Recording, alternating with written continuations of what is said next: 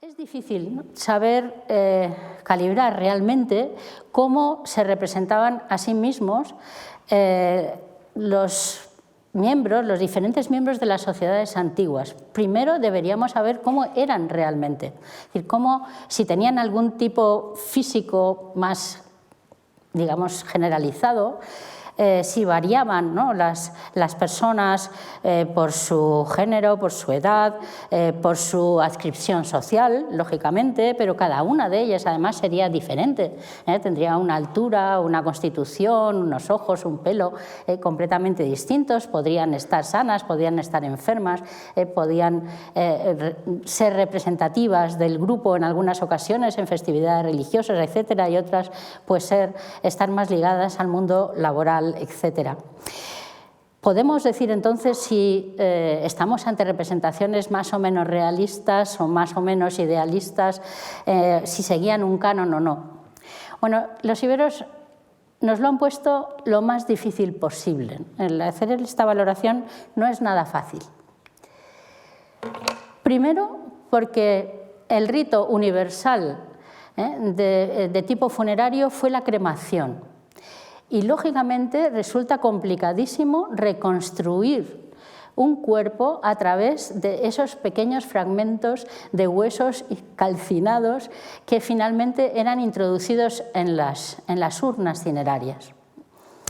Si es difícil ya hacer una restitución, pero ahora se ha avanzado mucho en la restitución del aspecto físico, ¿no?, de los enterramientos, esto resulta todavía prácticamente inalcanzable en el mundo ibero. Por lo tanto, no sabemos realmente cuáles eran sus características físicas específicas, las de cada individuo en particular. Y además, por si faltaba poco, pues cuando se representaron sus imágenes, y las imágenes más espectaculares, más llamativas, se representaron en piedra, ¿no?, en la escultura en piedra ibérica, fue rigurosamente destruida de forma sistemática y con saña, y sabían muy bien lo que hacían los destructores de la escultura ibérica, que no querían ver esas imágenes mantenerse, ¿no?, en el tiempo y en el espacio, porque resultaban ya anacrónicas, porque resultaban incompatibles, ¿no?, con los nuevos grupos sociales que llegaban al poder. De forma que hay mucha damnatio memoria, este sería el aspecto que puede tener un yacimiento en el que encontramos esculturas, y este sería el aspecto que tendrían in situ, es decir, tal y como se encuentran, absolutamente rotas en su época, en época ibérica, para definitivamente terminar con el monumento al que pertenecieron. Por lo tanto, ni cadáveres o ni restos de individuos enterrados, ni imágenes bien conservadas. Por eso me apura un poco, ¿no?, estar aquí en este ciclo donde hemos visto Egipto, donde hemos visto Grecia, donde vamos a ver Roma, ¿no?, y nosotros vamos a ver, bueno, pues la escultura ibérica, que tiene mucho interés, pero que verdaderamente a lo mejor carece de esa espectacularidad. Para nosotros, sin embargo, pues es apasionante el estudio de este tema y por tanto vamos a ver si consigo transmitir, ¿no?, este entusiasmo. A lo largo de la conferencia voy a mantener más o menos un hilo cronológico que me saltaré, de todas formas, en varios momentos. Pero es que es diferente la forma de representarse a sí mismos los iberos en el siglo V, en el siglo IV y después a partir del siglo III, donde hay una explosión de representación, de autorrepresentación social, aunque no en formato tan monumental como antes. Y por otro lado también intentar discriminar en algunos casos, y sobre todo en el final del mundo ibérico también, sí podemos reconocer edades, ¿no?, a las que se representan los miembros de esta sociedad, desde los niños, incluso hay mujeres embarazadas, hasta los jóvenes y los adultos.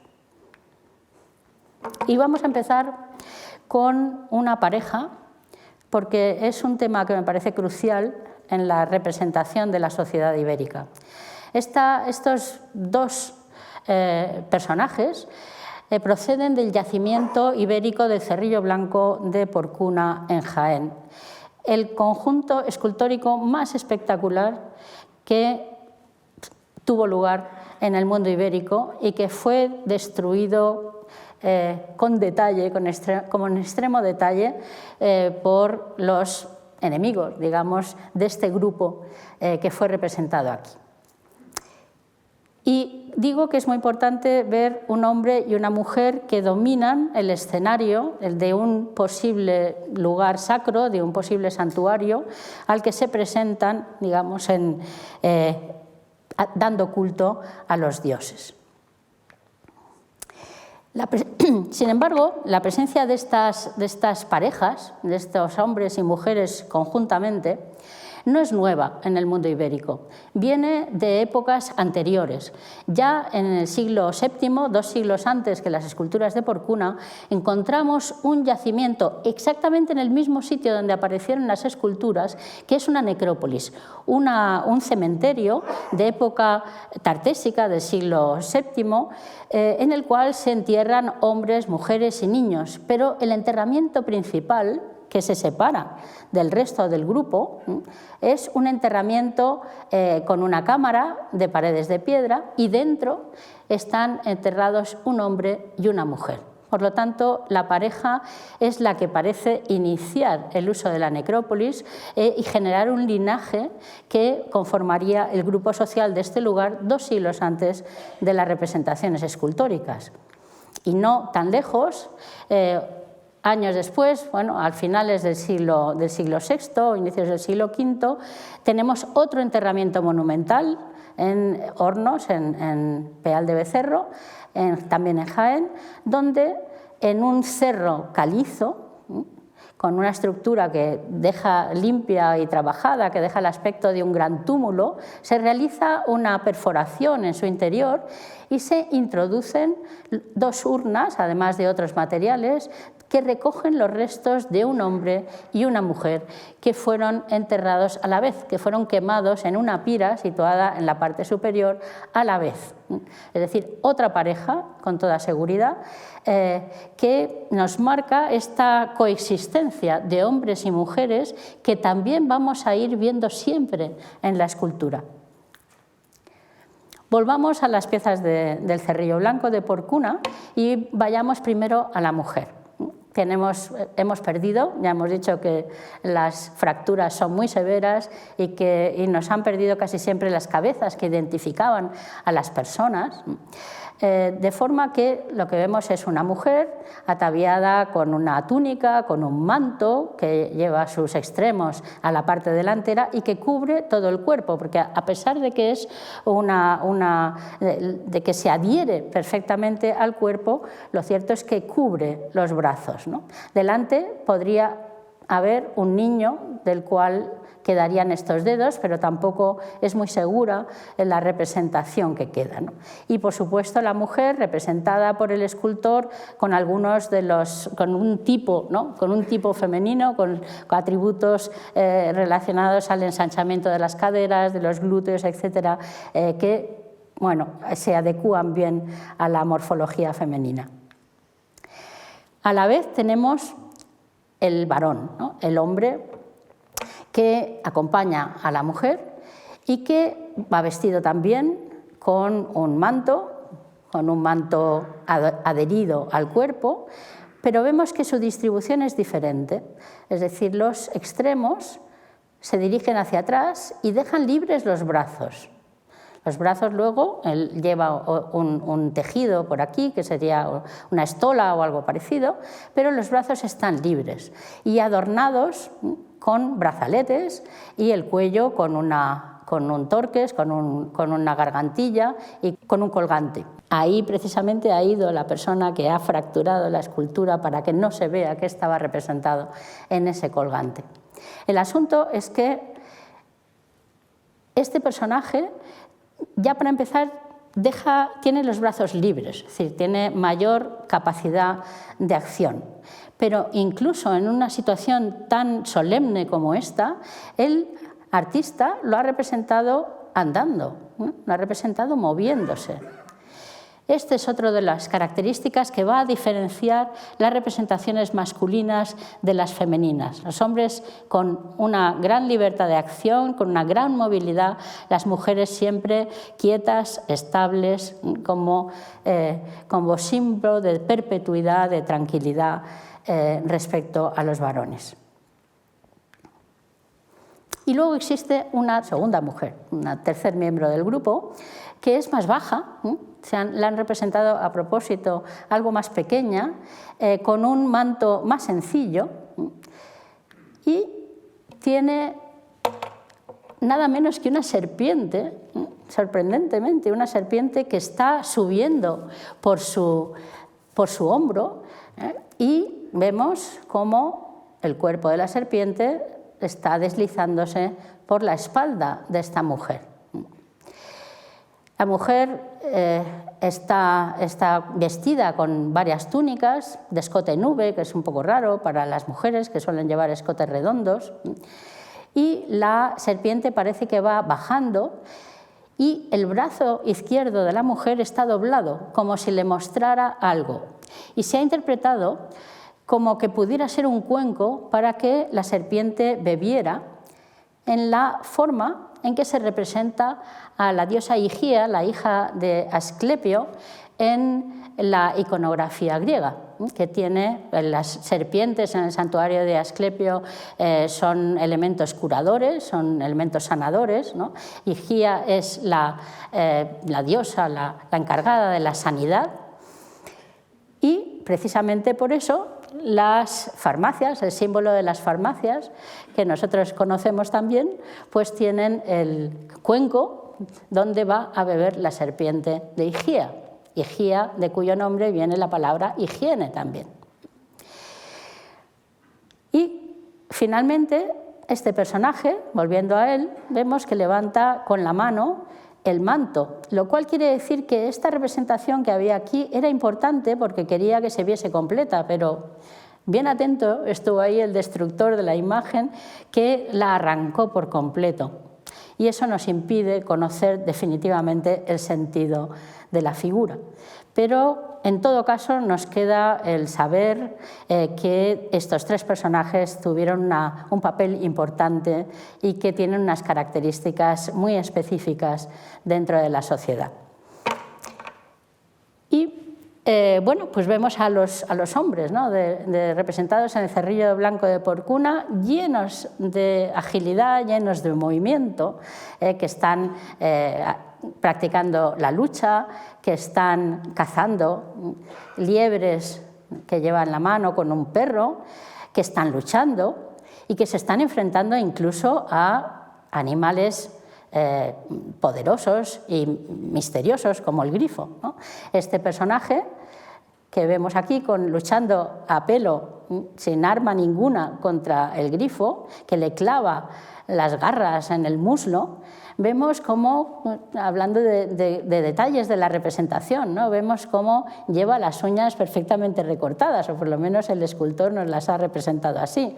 Vemos su cinturón, que ciñe estas túnicas cortas que ya están representadas aquí en Porcuna en el siglo V y que van a ser la característica de la ropa masculina ibérica, de la vestimenta masculina ibérica durante todo el periodo hasta el final, ¿no? de desarrollo de esta cultura. Además de esa túnica corta, cuando los guerreros se disponen a luchar, pues van vestidos con estas enormes protecciones, ¿no? Los discos y los brazaletes, ¿no? En los dos brazos. Cosa que ninguna de las dos cosas lleva este personaje, que es el que está siendo agredido, que es el que muere por la agresión con lanza de este otro personaje de pie protegida por el caballo. No lleva brazaletes y no lleva protectores. Ha sido sorprendido mientras dormía o quizás sin previo aviso por el ataque del contrincante. Y los cascos, ¿no?, que debían llevar estas personas están incluso exagerados en la escultura de Porcuna, son llamativos, cubren toda la cabeza, no tienen protector nasal, pero cubren toda la cabeza y tienen preparados los orificios para insertar, ¿no?, alas, cuernos, en fin, no sabemos qué, pero tendrían una altura gigantesca y se prolongarían por la espalda de los personajes, porque aparecen a veces marcados el extremo, ¿no?, de la cresta, aparece marcada en las espaldas de los personajes. Todo un despliegue expresivo, ¿no?, de formas de habituallarse, de vestirse para el combate, ensalzando al bando vencedor. Y un detalle que nos muestra la extraordinaria calidad de los escultores de Porcuna. Tenemos las figuras magníficas, ¿no?, que ya hemos visto, femenina y masculina, y tenemos fragmentos. El Museo de Jaén tiene estanterías y estanterías y estanterías de fragmentos del conjunto escultórico, y algunos de ellos nos muestran detalles tan increíbles como el hecho de que, dado que los mantos son tan finos y están tan adheridos, ¿no?, a las figuras de los personajes, pues se permite el escultor hacer una velatura, ¿no? Es decir, se permite representar una fíbula, un broche, que sujetaría la túnica interior y estaría cubierta por ese manto tan fino. Es decir, un tipo de representación que no se va a volver a repetir y que es rarísima en la escultura mediterránea. Hasta tal punto fue la categoría de los escultores de este yacimiento. ¿Cómo iban peinados? Pues teniendo en cuenta, como hemos visto, que no dejaron títere con cabeza, pues nos resulta bastante complicado llegar a saberlo. Pero bueno, en las pocas figuras en las cuales se conservan las cabezas, pues podemos ver que en ocasiones llevaban este peinado de mechones muy bien peinados y terminados en tirabuzones que caían sobre los hombros de los personajes, al estilo de lo que se llama el mundo mediterráneo con influencia del área jonia, etc. Por ejemplo, esta es una estatua etrusca que básicamente, la Apolo de Veyes, que tiene básicamente el mismo peinado. Pero lo normal es que los iberos llevaran el pelo corto, llevaran un casquete o el pelo que no les sobrepasara la zona de la nuca o del arranque de los hombros por detrás, y siempre cuidando mucho los rizos del pelo. Se ve ahí que terminan en unos ganchos, incluso en ese personaje que hemos visto que está cayendo delante de su enemigo vencedor, se representa con todo cuidado el mechón de pelo que va localizado delante de la oreja. O sea que eran bastante cuidadosos en el tema del peinado, o por lo menos los escultores nos lo representan así. Otra de las cosas que los iberos no usaron fue barba. No se debieron sentir cómodos con ella y no les gustaba representarse con un aire más juvenil, o sea, más adaptado al mundo de los jóvenes, incluso en el caso de los adultos. Vemos en otras culturas mediterráneas, como la etrusca, que algunos hombres, por su edad o por su tradición o por su profesión, ¿no?, llevan barba. También pasa en el mundo griego, tenemos personajes imberbes y personajes barbados. En el mundo ibérico no. En el mundo ibérico la barba no se utiliza y, salvo excepciones, como vamos a ver ahora, podemos decir que no estaba de moda y nadie la llevaba. Solo al final, es uno de los cambios, digamos, cronológicos o inserciones cronológicas que voy a hacer, solo al final tenemos algunas representaciones donde se nos muestra algunos guerreros sin barba, pero también guerreros con barba o personajes con barba, siempre con esa barba corta, ¿no?, una barba corta, y muy raramente con una barba indicada más larga. Es rarísimo. Casi siempre sin barba y muy pocas veces con esa barba que está ahora de moda, ¿no? Con el mal afeitado, el efecto mal afeitado que tanto cuesta conseguir. Bueno, pues ya en alguna ocasión al final del mundo ibérico vemos como los personajes aparecen con este tipo de barba, pero por lo general no la usan nunca y vamos a ver que en las representaciones que vamos a pasar no aparece. A partir de finales del siglo V, principios del siglo IV, aparecen los escultores se centran en dos cosas que resultan importantes para transmitir la imagen de mujeres y de hombres en la sociedad ibérica.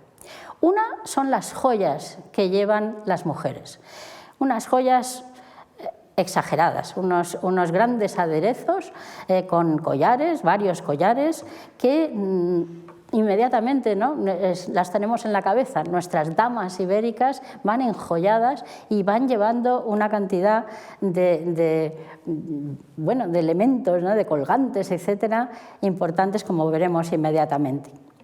Los hombres también llevan cosas. Hemos visto al primer personaje que llevaba un brazalete, que llevaba una gargantilla con un colgante, pero a lo largo del mundo ibérico vamos a ver que los hombres llevan algunas pequeñas joyas que van a ser personales, tan personales como vemos en este alto relieve de Jumilla, que lleva este personaje peinado, como hemos visto, igual con los mechones cuidadosamente dispuestos, lleva un pendiente amorcillado, de forma amorcillada, y en la otra oreja llevaría otro.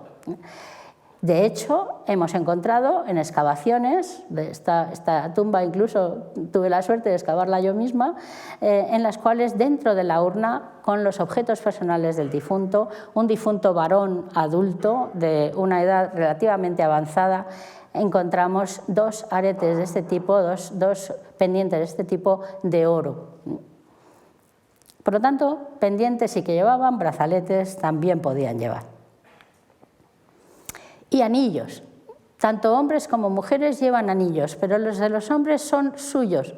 Quiero decir con esto que son anillos de sello con los que probablemente pues, marcaban sus documentos, sus cuestiones familiares, personales, y los llevan en el dedo anular.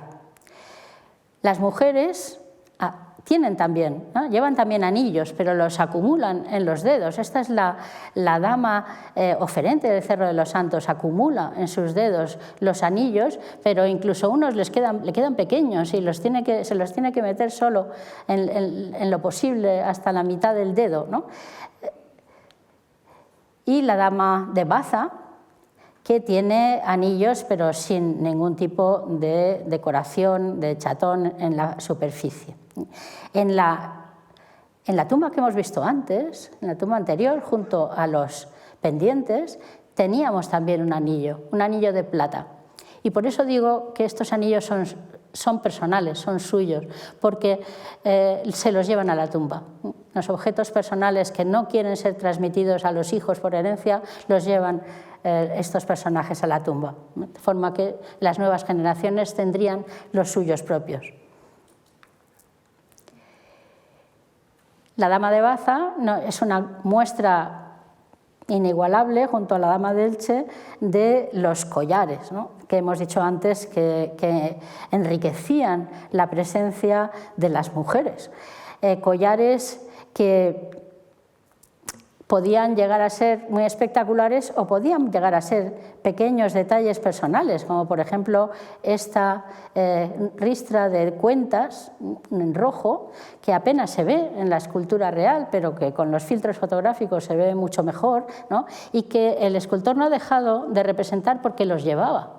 La persona que está representando los llevaba encima y no se ven porque nos deslumbra la riqueza de los collares enormes que vemos por encima. Además, la escultura tuvo un detalle curioso, y es que en los análisis que ha hecho el Instituto de Patrimonio Cultural de España se ha observado que sobre varias de las joyas aparecen láminas de estaño que bruñidas darían un una apariencia plateada. Es decir, que las joyas de la dama de Baza no estaban pintadas, sino que estaban plateadas, estaban metalizadas con un efecto plata para que parecieran todavía más reales. Igual la dama de Elche.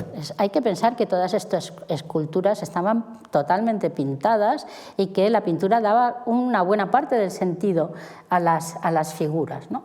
Tenemos las grandes joyas de la dama de Elche y los estudios que se han hecho permiten, hemos visto aquí en la fotografía anterior, que estas anforillas que cuelgan se han presentado como doradas. Bueno, esto no es casualidad.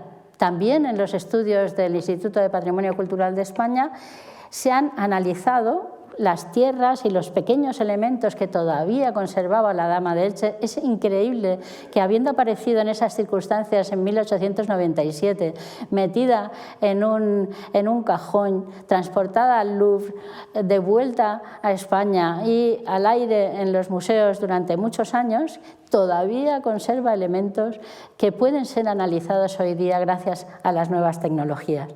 Y entre esos elementos tenemos láminas de oro. Aparte de colorante de tipo oro pimente, tenemos láminas de oro que se adherirían también, igual que en la dama de Baza daría una apariencia de plata, en este caso daría una apariencia de oro.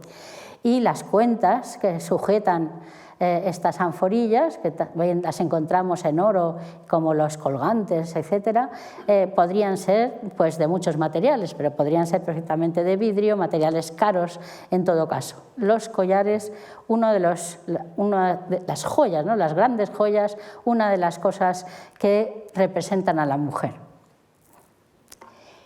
Y otra de las cosas a las que damos menos importancia, pero que también representan la riqueza de determinados personajes, son las ropas, son las vestimentas, ¿no? A partir de inicios del siglo IV, la representación escultórica se centra muchísimo en la riqueza de los ropajes. Antes veíamos que las prendas se adherían completamente al cuerpo, que eran perfectamente lisas, que los pliegues eran esquemáticos. Aquí estamos viendo cómo se nos está disponiendo una decoración en ondas, ¿no?, que nos está diciendo que la ropa tiene muchísima densidad, que es una túnica muy rica.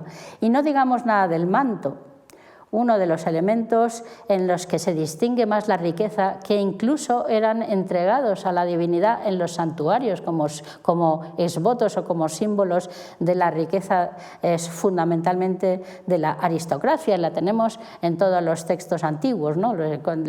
Se regalan mantos entre los aristócratas porque son verdaderamente piezas únicas.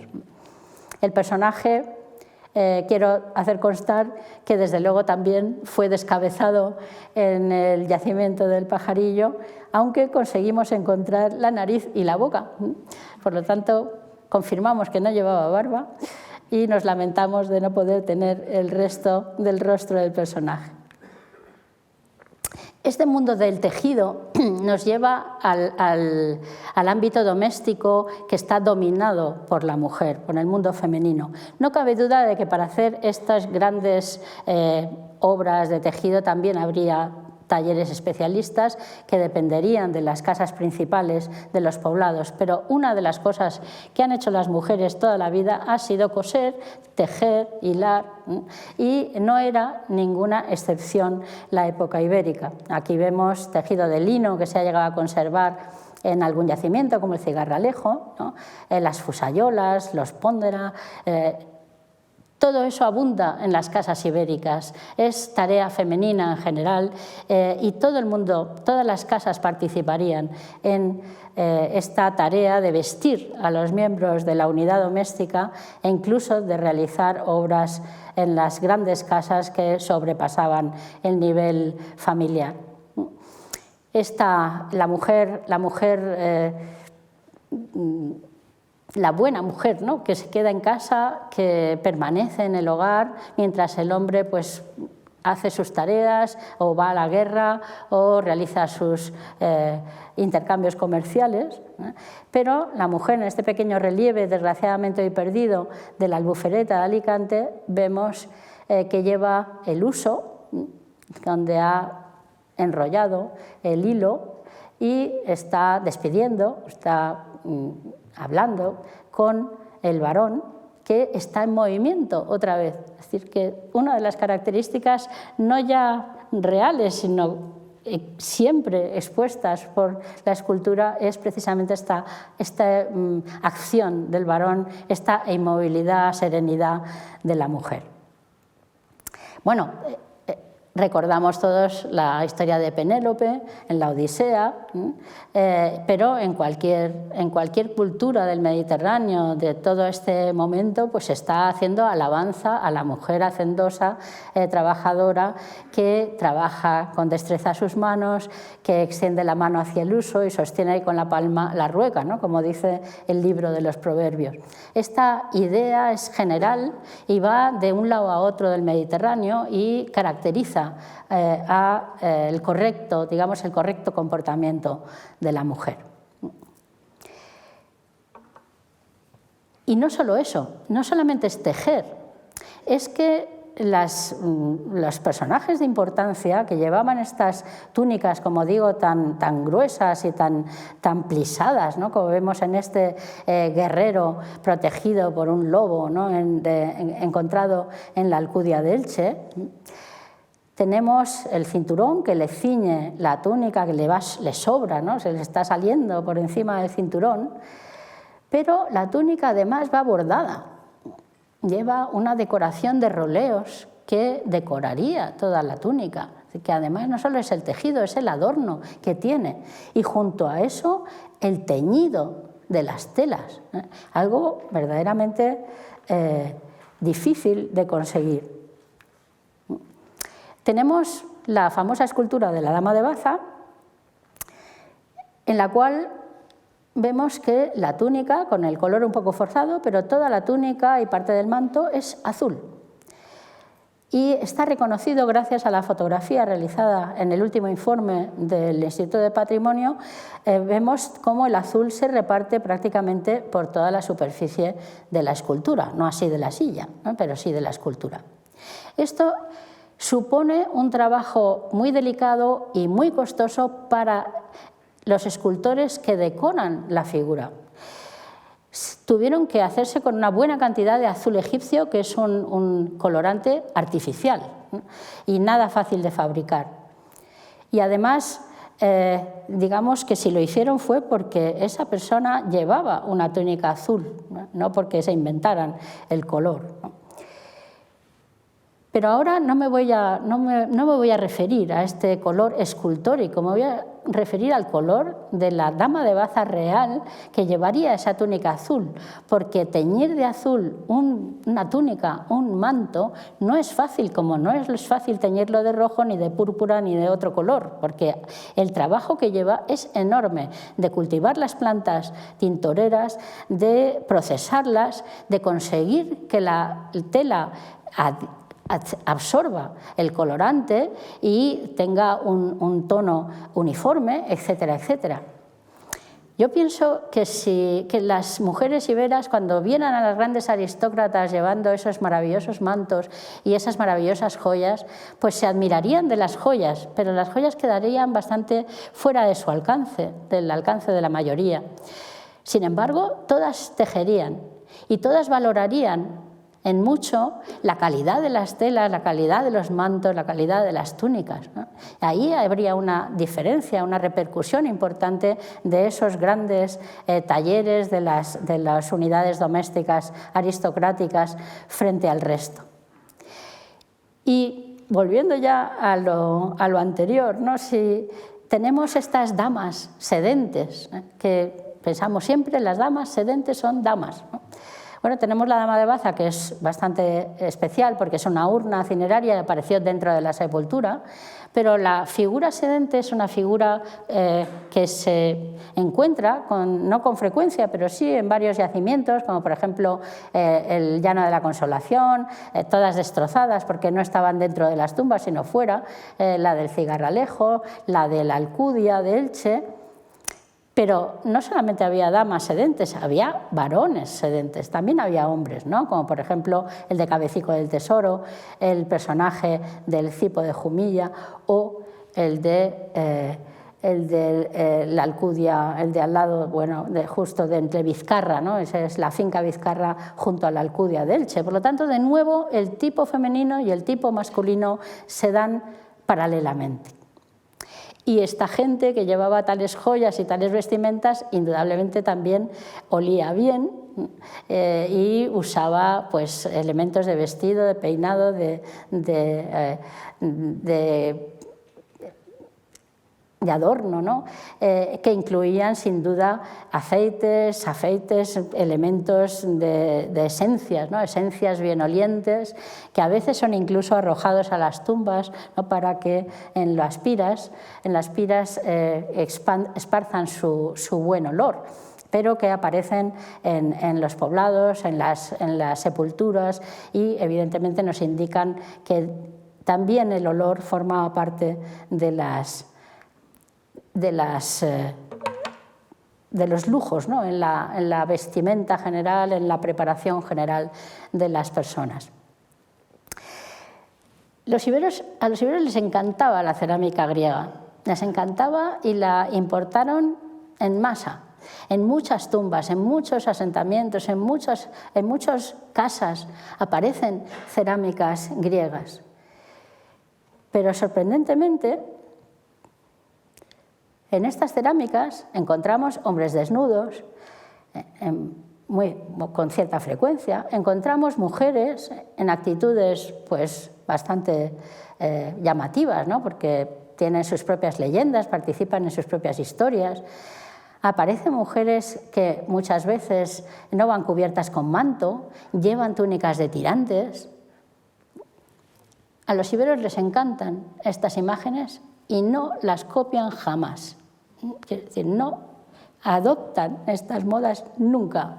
Solo hay una crátera en el mundo ibérico que intenta repetir estos modelos griegos, pero siempre con las imágenes ibéricas vestidas al modo ibérico. Y en general, la mayor parte de las imitaciones de la cerámica griega en el mundo ibérico no llevan imágenes, llevan la característica decoración geométrica del mundo ibérico. Por lo tanto, es cierto que los iberos valoraban muchísimo esta cerámica, entenderían las imágenes a su manera, no cabe duda, pero esta prueba de las cráteras encontradas en el yacimiento de Piquía, en Arjona, en Jaén, aparecieron en una tumba del siglo I y fueron fabricadas en el siglo IV. Es decir, que estuvieron 3 siglos hasta que llegaron a la tumba. Sin embargo, nunca las personas aparecen vestidas en la imaginería ibérica, nunca se visten como se visten las representaciones griegas, por lo que sea. Y vamos ya avanzando. En el siglo III empezamos a encontrar otras fórmulas de expresión. La escultura empieza a ser bastante más escasa y empezamos a ver expresiones que nos representan a la sociedad sobre cerámicas maravillosas, como son las del Tosal de San Miquel de Liria, y donde aparecen escenas complejas, ¿no? Y vasos únicos, hechos probablemente de encargo. Y ahí empezamos a ver a personajes de todo tipo, a varones que incluso tocan la tuba, mujeres que están tocando la doble flauta, personas que luchan, personas que pelean en grupo o individualmente, grupos de mujeres que empiezan ya a presentarse en movimiento, en bailes, en danzas, rituales o festivas, ¿no? Que están bueno, dándose la mano de nuevo con los hombres, en la misma actitud unos con otros, vestidos, como es lógico, diferentemente, mujeres que tocan la doble flauta, es decir, la sociedad se autorrepresenta de otra manera no menos solemne, pero quizás más cotidiana, más realista en cuanto a lo que están haciendo, a lo que hacen mujeres y hombres en estas festividades.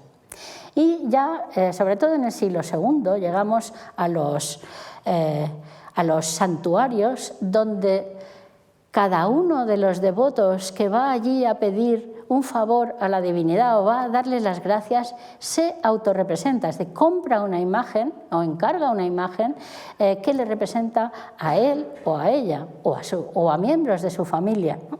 Y las llevan a los lugares donde la divinidad va a atender sus ruegos. Por ejemplo, las cuevas, con estos santuarios plagados de exvotos de bronce, de hombres, mujeres, niños y todo tipo de personas, los llevan a lugares sagrados basados en el agua, como por ejemplo el Aza del Rayo, donde también encontramos multitud de exvotos. Los llevan a santuarios que están en las ciudades o en la zona externa de las ciudades, junto a las murallas, como el de las Atalayuelas o Torreparedones, donde de nuevo vemos hombres y mujeres, en este caso el relieve que antiguamente se llamaba de la danza bastetana y que parece representar más bien a una familia, al hombre, a la mujer y a 2 hijas y 3 hijos, ¿no?, que van a presentarse ante la divinidad, o mujeres que están realizando un rito de libación frente a una columna rematada por un león. Es decir, que allí la gente lleva el exvoto o el elemento que le parece que va a ser más del agrado de la divinidad y no se siente tan cohibido, ni las representaciones se limitan a los grupos aristocráticos que hemos visto antes. Vemos que aparecen mujeres embarazadas, vemos que aparecen niños, con esta cara de adultos que tienen, pero se trata de bebés que están fajados, como toda la vida se ha hecho, ¿no? Y se representa así en el exvoto, porque la vida de un niño, la supervivencia de un niño, pues es algo muy valioso, teniendo en cuenta la cantidad de ellos que morían en el parto o en el posparto en esos momentos. Los niños que en esas edades tempranas aparecen asociados a sus madres, ¿no?, asociados a las mujeres que les dan a veces de mamar en biberones con la leche, que están presentándose también en el santuario ante la divinidad junto con sus madres, que son incluso amamantados por un personaje enorme que parece ser una divinidad y acompañados por madres e hijos que pueden estar incluso tocando música.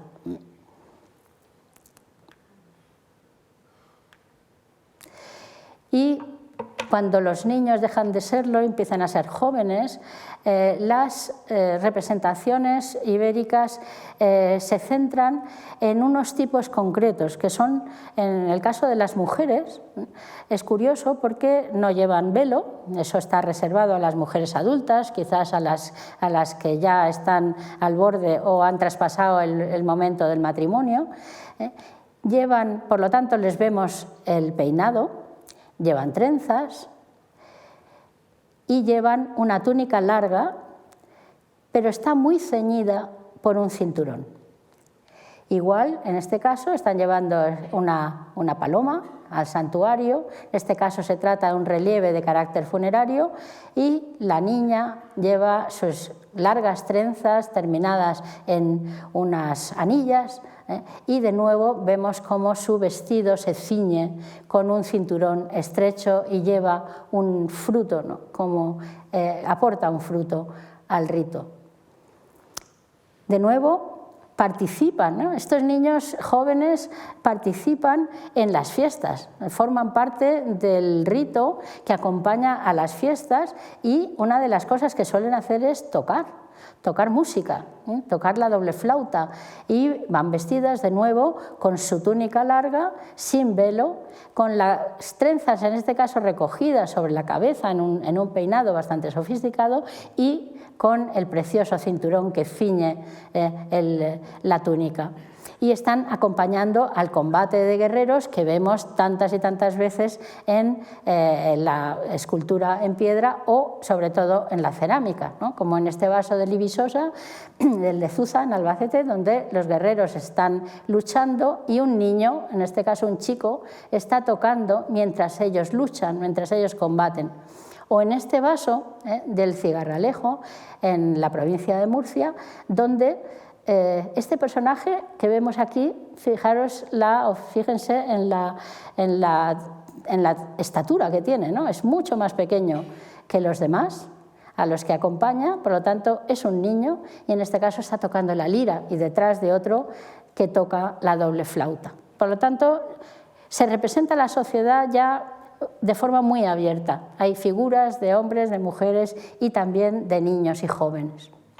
Y lo curioso es ver cómo en este comportamiento paralelo que tienen hombres y mujeres, vemos que en realidad cuando son jóvenes, es decir, antes de pasar a la vida adulta, las chicas, ¿no? Las jóvenes y los jóvenes tienen una apariencia parecida.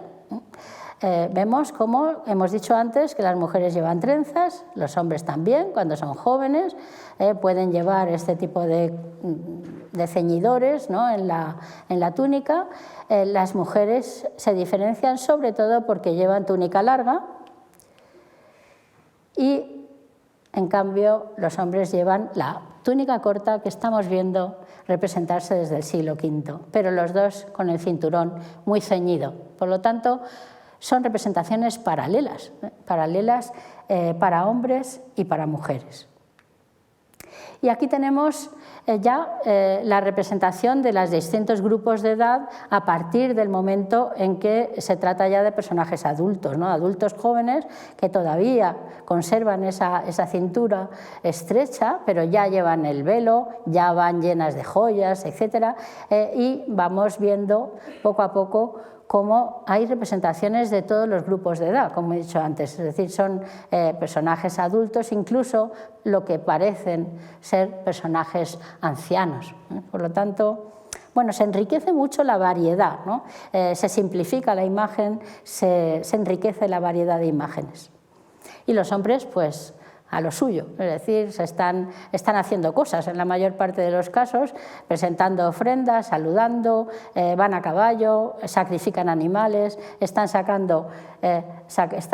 manipulando la falcata que llevan en la cintura, están mostrando sus armas, es decir, están representados en número parecido a las mujeres, aunque quizás más, como veremos ahora, un número mayor que las mujeres en los santuarios, pero bueno, pues teniendo a veces el mismo tipo de vestimenta que las mujeres, solo que a partir de la edad adulta se diferencian, como hemos visto, unos y otros.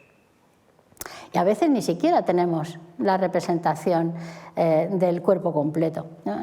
Incluso en los santuarios tradicionales que nosotros conocemos estamos muy acostumbrados a ver esbotos anatómicos, esbotos de las partes del cuerpo que son dolientes y que necesitamos que se curen, necesitamos la ayuda de la divinidad, ¿no? Y en los iberos hacían lo mismo, es decir, si no representaban la figura completa, pues representaban aquella parte que era necesario que les curaran, ¿no? Los ojos, el útero, la dentadura, las piernas, las manos, o si no tenían suficiente dinero, ¿no? para comprar un esboto llamativo, pues daba igual, porque la divinidad les iba a atender lo mismo y aparecen esbotos que son prácticamente pues no tienen nada más que una indicación, ¿no?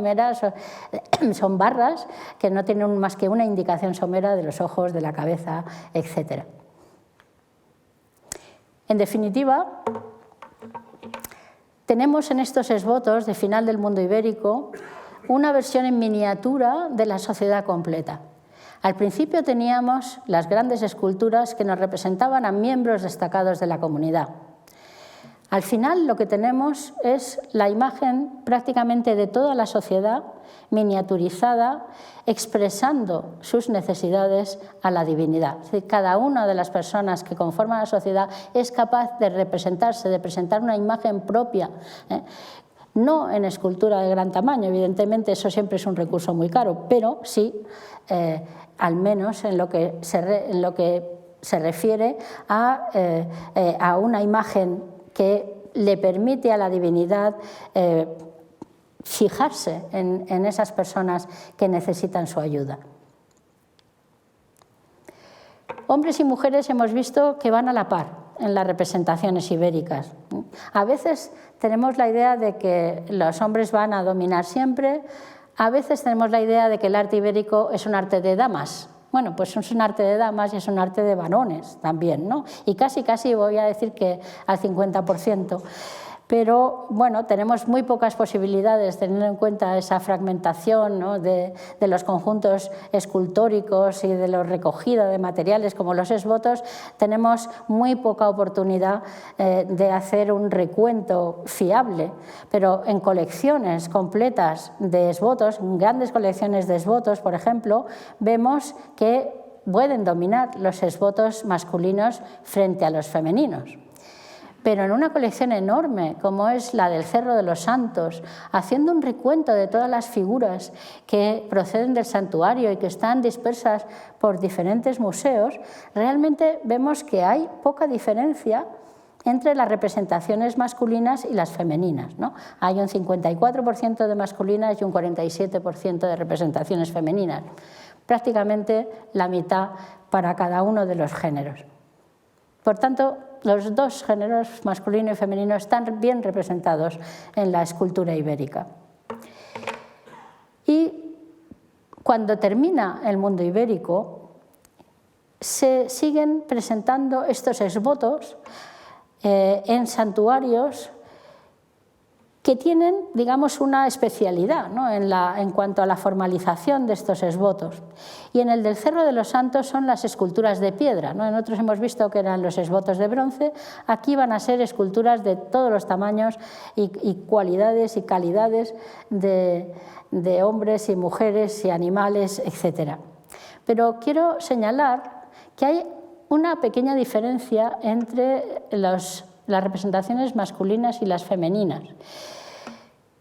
Algunos hombres representados que acuden al Cerro de los Santos ya se representan en el siglo I, el siglo II primero, sobre todo en el primero, con un tipo de ropa a la romana. Son los palliati, que llevan ya el manto de una forma que sigue las modas de Roma, ¿no?, las modas itálicas que proceden de Roma. Incluso algunas de las inscripciones que tenemos en los cuellos de ciertas esculturas aparecen en latín. Quizás sean personas latinas, pero puede que sean iberos que ya han dado el salto para integrarse en la administración romana. Eso no va a pasar nunca con las mujeres.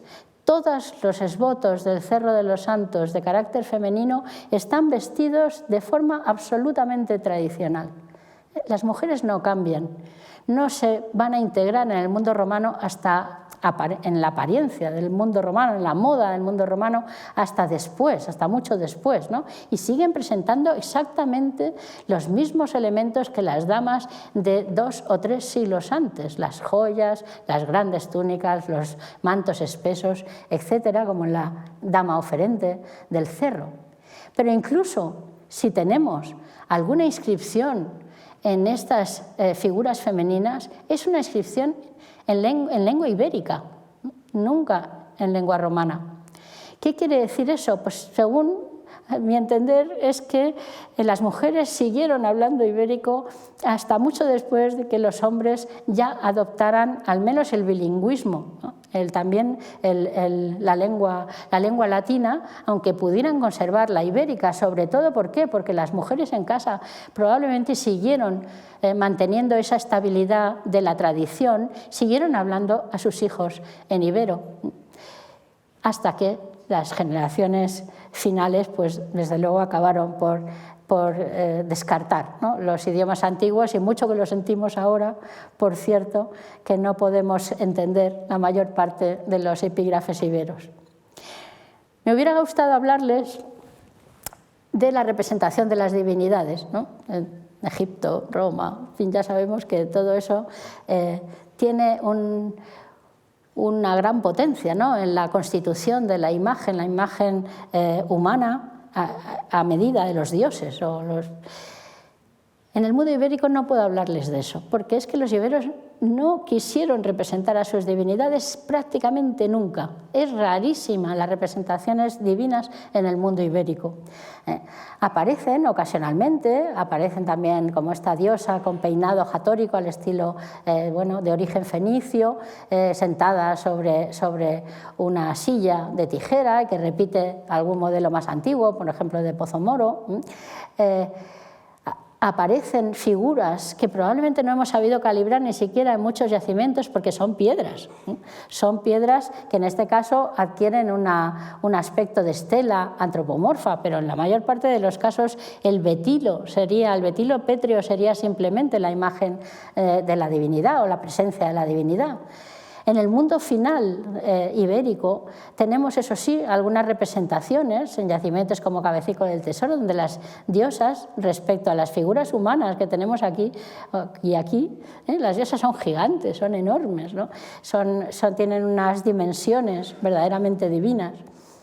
O los personajes alados, las divinidades aladas, las representaciones, ¿no?, de las terracotas, ¿no?, de que se ofrecen a las divinidades y que también son aladas, como las del Cuyerán, pero no puedo hacerles una muestra muy detallada de cómo se representaban a las divinidades, porque los iberos no fueron nada partidarios de representarlas nunca.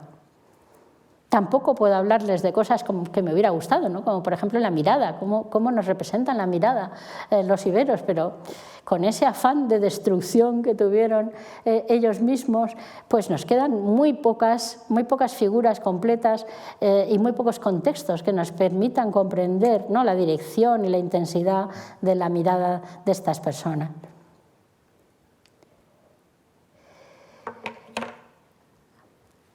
Aparte de todas estas solemnidades, ¿no?, de todos estos lugares religiosos, santuarios, necrópolis, etcétera, donde se han llevado a cabo grandes esculturas, los iberos también tuvieron, pues, su parte privada y su parte, digamos, de sentido del humor, ¿no?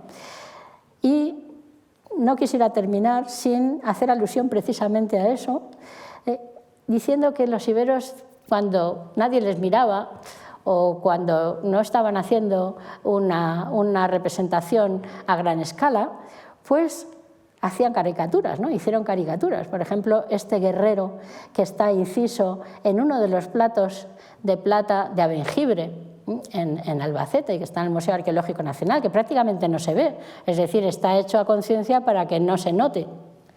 De forma que, bueno, esconde, ¿no?, esta diversión que tuvo en su momento el personaje que grabó esta figura y otras, ¿no?, en estos platos.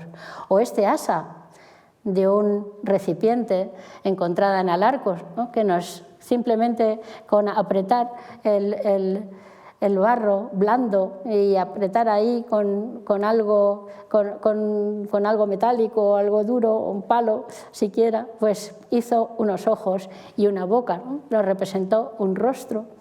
O esto, que es un trozo, un fragmento de una escultura de porcuna, un corvejón de caballo, que una vez roto y caído, fue recogido por alguien y se realizó este rostro e incluso una inscripción al lado. Es decir, que junto al aspecto solemne de las representaciones humanas tenemos también bastante más humano, ¿no?, o más a pequeña escala, ¿no?, que vemos aquí. Así que, bueno, llevamos mucho tiempo investigando a la sociedad ibérica. Seguimos investigando Y no cabe duda de que nuestros amigos, ¿no?, los iberos, dentro de unos años y con los trabajos que se siguen realizando y el interés que siguen despertando, pues nos irán mostrando una imagen sin duda cada vez más nítida. Muchas gracias.